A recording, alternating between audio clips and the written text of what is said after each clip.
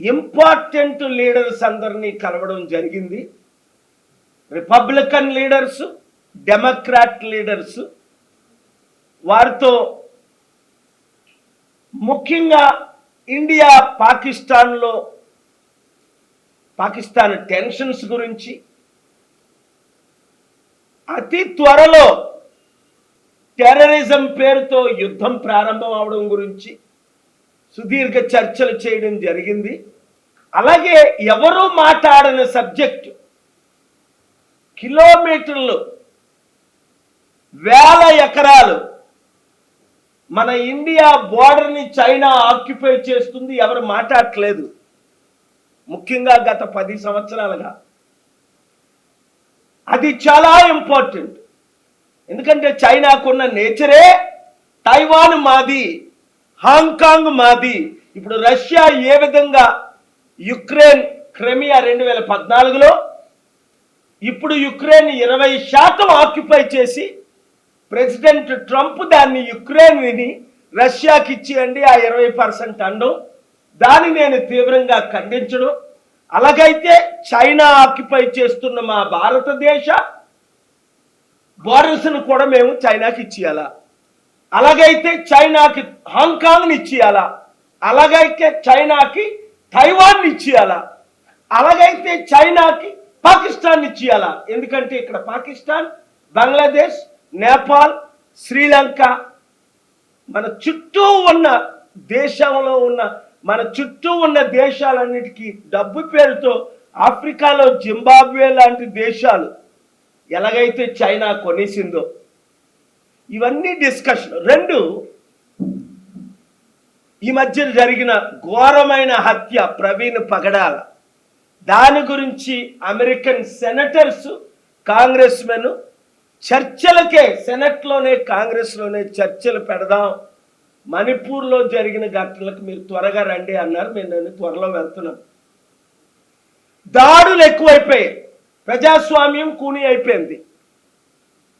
మళ్ళీ నిన్న కాక మొన్న ఒక వీడియో చూశాను, ఎవరో కరపత్రాలు పంచుతుంటే ఆయన బట్టలు అదే ఘోరంగా ఇబ్బంది పెట్టి క్షమాపణ చెప్పించి జబర్దస్త్గా కన్వర్షన్, జై శ్రీరామ్ అంటేనే నిన్ను వదులుతామని 10 మంది దుండగులు. అంటే ఇప్పుడు ఏంటి మన దేశ పరిస్థితి ఇంత దారుణంగా అయిపోయింది కనబడుతుందా మీడియా మిత్రులారా? వారందరూ కోరుకుంటుంది ఏంటంటే డాక్టర్ కేఏ పాల్ ఒక ప్రపంచ శాంతి దూతగా ఈ దేశాన్ని కాపాడాలంటే మార్పు రావాలి, కేఏ పాల్ లీడర్షిప్ రావాలి అన్నది ప్రపంచ నాయకులు, దేశ నాయకులు ఎక్కువ మందిగా కోరుకుంటుంది. అంటే ముందు మన తెలుగు రాష్ట్రాలు మారాలి. ఇప్పుడు మిగిలింది ఒకటే, తెలుగు రాష్ట్రాలు. నిన్న ప్రధానమంత్రి మోదీ గారు వచ్చారు ఆంధ్రప్రదేశ్కి వట్టి చేతులతో. 10 సంవత్సరాల క్రిందట ప్రారంభించిన బిల్డింగ్లని మీరు చూశారు కదా. ఏమైనా ప్రాజెక్టులు ఏమైనా కంప్లీట్ అయ్యాయా? ఇప్పటి వరకు ఎన్ని సంవత్సరాలు అయింది? పోలవరం స్టార్ట్ చేసి కంప్లీట్ అయిందా? అమరావతి స్టార్ట్ చేసి కంప్లీట్ అయిందా? స్మార్ట్ సిటీలని 100 సిటీల పేరులో 13 సిటీలు మన ఆంధ్రప్రదేశ్కి, 10 సిటీలు తెలంగాణ అన్నారు. ఒక్క సిటీ అయినా కట్టారా? ప్రశ్నించిన వాళ్ళు జైల్లో పెడుతున్నారు, నోరిప్పిన వాళ్ళు నోరు మూయిస్తున్నారు. మనం ఇస్తున్న 2 తెలుగు రాష్ట్రాలు ఇస్తున్న డబ్బు ట్యాక్స్ రూపంలో 1,00,000 కోట్లు అయితే వారు మనకి అన్ని విధాలా తిరిగిస్తుంది 40,000 కోట్లు మాత్రమే. అదే గుజరాత్ 1,00,000 కోట్లు ఇస్తే 7 లక్షల కోట్లు గుజరాత్కి తిరిగిస్తున్నారు. ఈ సంగతి సాధారణ ప్రజలకు అర్థం అవట్లేదు.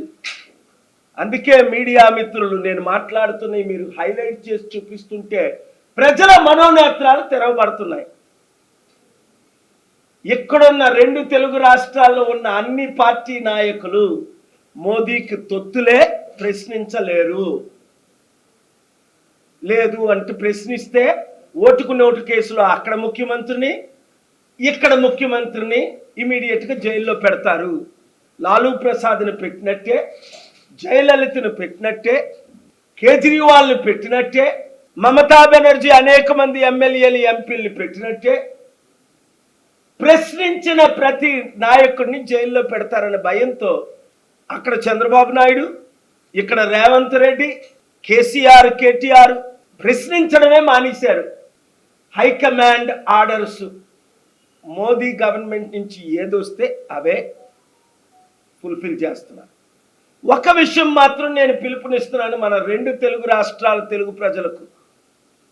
ఈ మోదీ తొత్తులను వచ్చే ఎలక్షన్లో మీరు చిత్తుగా ఓడించాలంటే, అభివృద్ధి చేయాలంటే, మన దేశాన్ని మన రాష్ట్రాల ద్వారా, అప్పుడు ఎన్టీ రామారావు ద్వారా, పివి నరసింహరావు గారి ద్వారా 42 ఎంపీల్లో 35, 36, 38 ఒకసారి రాజశేఖర రెడ్డి టైంలో గెలిచినప్పుడు ఏ విధంగా, అలాగే 95 నుంచి 2004 వరకు చంద్రబాబు టైంలో ఏ విధంగా 35 నుంచి 38 ఎంపీలు గెలిచినప్పుడు దేశాన్నే మనం తెలుగు రాష్ట్రాలు శాసించాయో, ఆ పాలన లేకుండా చేయడానికే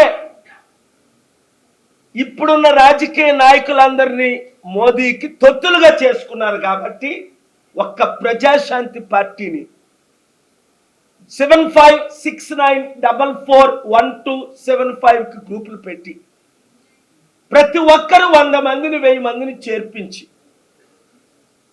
గ్రూపు పేరే మీ నియోజకవర్గం పేరు, నిజామాబాద్, కరీంనగర్, తణుకు, విజయనగరం, పార్వతీపురం, ఎక్కడైతే అక్కడ ఆ గ్రూపుతో స్టార్ట్ చేసి మీరు త్వరలో గ్రూపులు పెడితే రాష్ట్రాలు బాగుపడతాయి, దేశం బాగుపడుతుంది.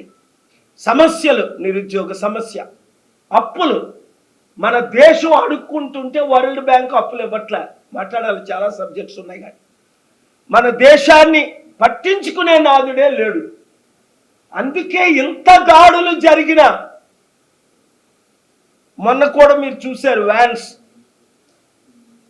American vice president, American spokespersons మనకి సపోర్ట్గా మాట్లాడలేదు.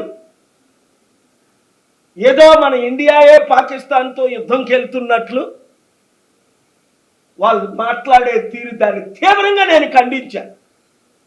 మన లీడర్స్ వీక్గా ఉండబట్టే దాడులు,